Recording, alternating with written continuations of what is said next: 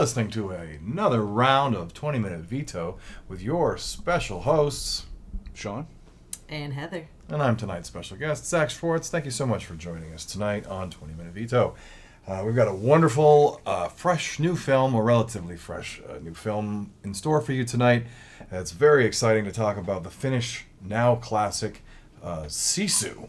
If you haven't heard of it, just imagine John Wick in World War II fighting Nazis. Accurate. It is a very interesting film and a simple, elegant film that hits all the right marks. And we're going to talk about it a little more tonight. And we're just so happy to have you here joining us. And please continue to join us, like and subscribe, and follow us on all our social media. So thank you again for joining us. Sean, you just came hot off the presses on this one. You want to just tell us what you thought real fast? Or? Sure. This was your pick, Zach, and you said, in the lead up to our hangout that this was high on your list. I had to see this, and I'll preface by saying that I'm a World War II movie buff.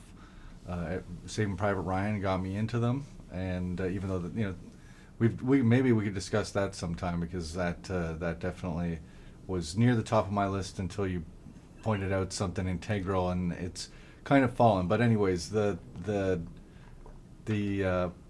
passion for these kind of movies started there, and then I just through high school and everything else just was like a fan of these films, and I love the newer ones. Inglourious Bastards is one of my favorites, the Tarantino version, and then went out and saw the original, which is a very different film. But Sisu reminded me more of the original Inglourious Bastards. It's got a very 70s Sam Peckinpah, but on steroids, modern filmmaking techniques and CG and stuff. It's great. It was awesome. Here you have a character who doesn't talk. We did another episode where we talked about Boy Kills World, and they have this voiceover. There was no need for a voiceover. You understood the character's motivation. You understood the tension. The guy was awesome with his face.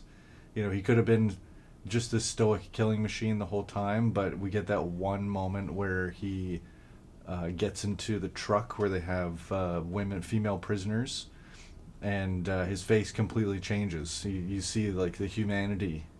He recognizes what's going on there, and he does not agree. That's clear. Well, yeah, I think I don't know if he caught the first instance where it was possible that he might have seen what was happening in that truck. No, I don't think so.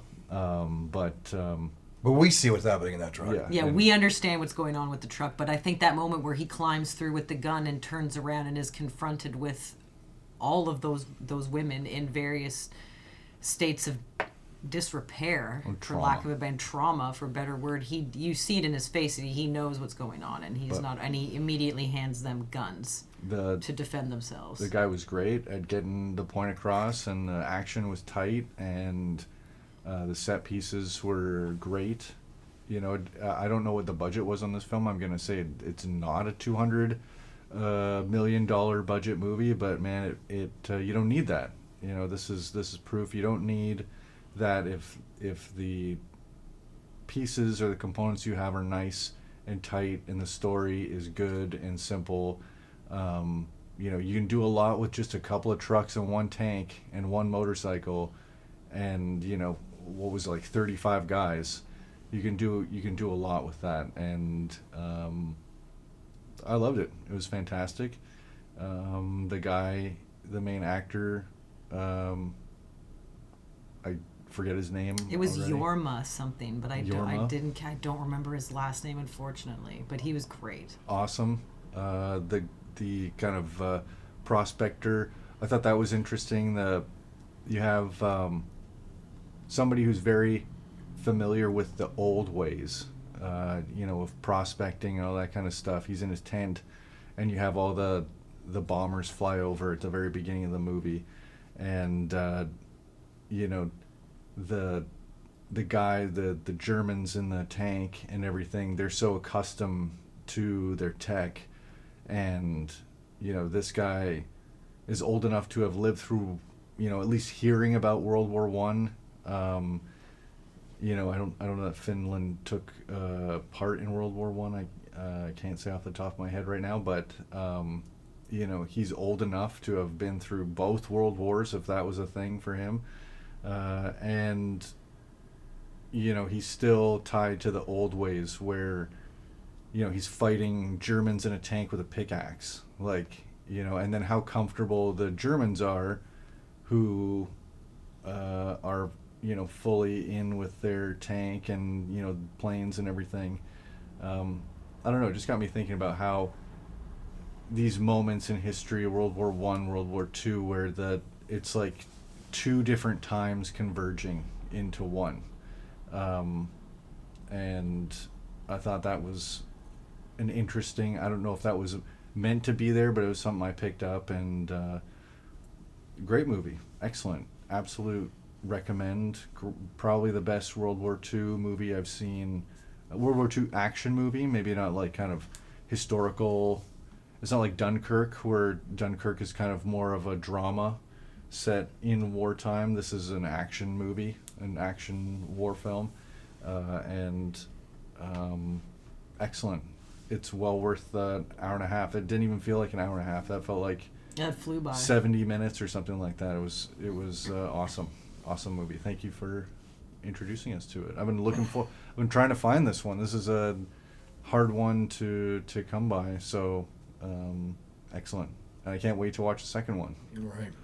In theaters now. Yeah, which is out now. Ooh, the second one's out already? Mm-hmm. Yeah. Oh, interesting. That's definitely worth the watch. Yeah, echoing Sean's sentiments there. This is definitely worth a watch. This was a lot of fun, and that's in contrast to Sean being a huge war and especially World War II movie fan. I am not.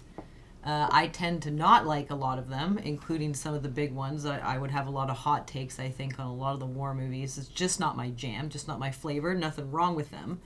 But I actually really enjoyed this one. I would consider this sort of like World War II adjacent, because the war itself is really not the focus of the story. This is a man who is, as we learn later, has already seen a bit of war. They said he was some kind of like commander or captain or something. Mm-hmm. And he's so badass they just kind of left him alone. Yeah, he's just been left alone, but he has finally hit his payday in terms of gold prospecting. He at the beginning of the movie we see him find this like awesome vein of gold that he toils away at, getting all those chunks and filling those bags, and the focus of the story is really more on him just trying to get his little piece of the own pie back home, essentially, and the Nazis just happen to bump into him along the way. Like, the war really isn't the focus of the story. This is an interesting little revenge story that just takes place, like you said, John Wick in World War II with Nazis. Like, yeah, I think that's pretty apt. The sequence with the minefield was amazing and hilarious for as like dark as the subject matter kind of is. It did get a laugh out of me several times. That never dragged. Even though, the main character really didn't say anything, and there was no need for said nothing narration until the end of the movie. It says 3 words. 3 words, essentially, yeah. But you know exactly what he's thinking most of the time, and the dialogue is left up more so to the Nazis and then to the women, mm-hmm. who we get to know, especially that one lead woman, one who takes the lead, who wants to walk out in front of the truck. She's the one that ends up getting the gun first. I don't know if she wants to. I think they just make her. She's probably problematic for them. Well, to me, it looked like they pointed out. She definitely looked headstrong. Yeah. So it's like, you go walk in the minefield. But it kind of looked like they pointed to somebody else who didn't want to go, and then she volunteered. Was sort of what I got. Didn't catch that she kind of stepped into a lead role in that moment. Like, yeah, no, I'll do it. Like, let me walk in front of your stupid tank. So I thought that angle as well. Like, she's the one that delivers the kind of, to quote John Wick again, the Baba Yaga kind of legend of this man that we don't know anything it's like about. Confirmation, because the Germans already know. The Germans already kind of know about him. They've already some guys have made mention of him to the lead German captain there. But that woman gave us a little bit more to the story in her kind of warning to them that you're already dead. But yeah, I really enjoyed this one, and I had never heard of it. So thank you, yes, Zach, for introducing us, because I definitely want to see the second one. I definitely want to see where this goes. It's a great little piece on its own, but also a sequel doesn't seem forced. From my understanding, the money comes into play, and now it's he's like helping a village move, something like that. Oh, okay, all right. Or he's moving. He's like Kane. He's going on adventures to help people. He's moving a whole house or something to that effect, and now it's the Russians, because the Russians have taken over the area after the war. So. And he's going through them. But Zach, hey man, go for it, brother. You know, bringing this one to your table. You guys love awesome movies, and to put this one into your feather in your cap is a delight, because I just really enjoyed the hell out of this. I think this is the best movie I've seen in the last 6 months, and if you haven't seen it yet, definitely go see it before you go to the theaters to check out the new guy. But boy, it's just exciting. The pacing is good. We got a linear story that goes A, B, C. We have no celebrities. Yeah, nobody. No, not a Skarsgård in the bunch. Oh, stop!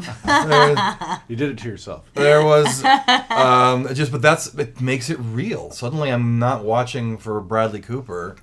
I'm who is this man and what is he doing? And this is the kind of movie that's going to save Hollywood. The multi-$100 million blockbusters are failing left and right, and yet these $30 to $40 million action lone vengeance man with few words. Hollywood used to make movies like this. That's right. So this movie was just made a few years ago. It is now being recognized, and I would say this is the kind of movie that's going to keep Hollywood going long after the Marvels and the other tentpoles have kind of fallen down by the wayside. Those fads are over. So simple elegance, ABC storytelling. They don't tell the third act first and the first act third. Sorry, Hateful Eight, but long and boring and doesn't worth it when you finally get to where the action is. I just tripping over joy that somebody else out there has the right cameras, knows how to cast a movie, knows how to light a movie. The dog lives. That's the one thing. It's not John Wick. Yes, right. Yes. It subverts your expectations that there's a dog in this movie. Every time I saw the dog, I wanted to close my eyes because I thought he was going to meet some terrible end. I was sure of it, and it didn't happen. That's relief. Right. That's a really great subvert our expectations. Thank you, even when he's got a bomb strapped to him. Yeah. Spoilers. He is still manages to make it through it, and to our chagrin. Oh my God! I can't believe the dog made it. So, anyway. I showed this to my father, and my father is tough to please. And so for him to be able to sit for this entire film and be able to laugh at the silliness and still kind of historical relevance of it all. Everyone needs to battle against the Nazis in their own way. Everybody has their own El Guapo.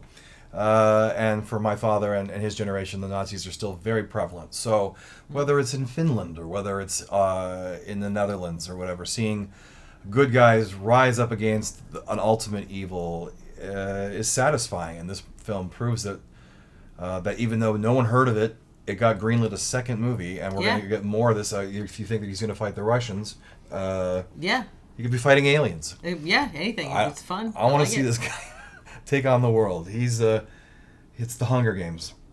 It's very 70s. It's like after World War II, when they started making movies about it, you get stuff like Battlegrounds, and you get stuff like D-Day and Bridge over the River Kwai and stuff like that, where it's these kind of big epics, storytelling. Even Guns of Navarone, it's a small team, but it's an epic movie. They're basically walking into Mordor in that one, but long before Lord of the Rings. But then you hit the 60s and the late 60s and early 70s, and that's when you start to get your Dirty Dozen, Kelly's Heroes, Great Escape, Where Eagles Dare. Great Escape's a bit earlier. I think that's like 65 or something like this, before Bullet. Von Ryan Express. Von Ryan's great. Again, it's more those are kind of more of the classical ones, and then you get into the 70s and you start to get these like really kind of gritty ones where the heroes really they're kind of out for themselves. You know, like Kelly's Heroes. You know, Dirty Dozen. These guys are the original Inglourious Bastards. These guys are like the throwaway soldiers or the soldiers who, you know, just won't fall in line. Which you know, our fellow in Sisu is definitely that. So more stripped down, more kind of like in your face and intense. It was awesome. If you like those movies, this is right up your alley. We're going to come back and do an episode of Band of Brothers, specifically episode 6 for me, but we can talk. Is that Carentan? No, that's is that the Battle of the Bulge? It's the Battle of the Bulge, where Mr. Wahlberg steps forward not as a new kid, but in fact the greatest. The leader who was always there. It's so beautiful. It's standalone. You can watch none of the rest of it, and that is still his most moving. Anyway, we can do a World War II episode. That would be fantastic. You guys send in some notes and messages. Leave us suggestions. What do you think you want us to cover out here tonight? We're super grateful to have you every single time. We're going to play another one of our fabulous improv games. You guys ready for some fun and enjoyment? Of course. Let's go. Of the Disney... No, this is the Disneyland of trivia for me. Oh, okay. So this is a rapid review, Sean Connery edition. Ooh. Oh, okay. Zardos. I'm gonna give you a Sean Connery quote, and then you got to tell me the movie. Oh, geez. And tell me if you liked it or not. Okay. So You're gonna do the voice? I'm going to do the voice. Ready? Number 1. She talks in her sleep. That's a Bond movie. Yeah, I was gonna say that's Bond. Oh no, that's why is that familiar? This is not archaeology. It's a race against evil. Oh yeah. Indiana Jones and the Last Crusade. Last Crusade. There you go. Oh, I love it. I love that one. Alison Doody. That's right. Alison Doody. That's an evil Nazi. That's right. Yes. Easily Speaking watchable. of Nazis. Great family film. Constantly. Saw it in the drive-in when it came out. Amazing. Yep. Love that movie. Okay, number 2. Punch the keys. What? Punch the keys? Is that what you said? The follow-up line is, "You the man now, dog." Oh my gosh. Same movie. Same Connery. Is that Finding Forrester? It is Finding Forrester. Yeah. I was gonna say he did one of those buddy ones where he's teamed up with someone unexpected. Lock the door if you're coming in. All right. I didn't like Finding Forrester. It's definitely a weak Connery movie. Didn't but see it. Can't comment. I love the message. Like just do the thing. Just try. Just get it on paper or whatever your creative thing is. Just go. Excellent. Okay. Category or number 3. I'm not Spanish. I'm Egyptian. Oh man. Highlander. Yes. Yes. Highlander. Yes.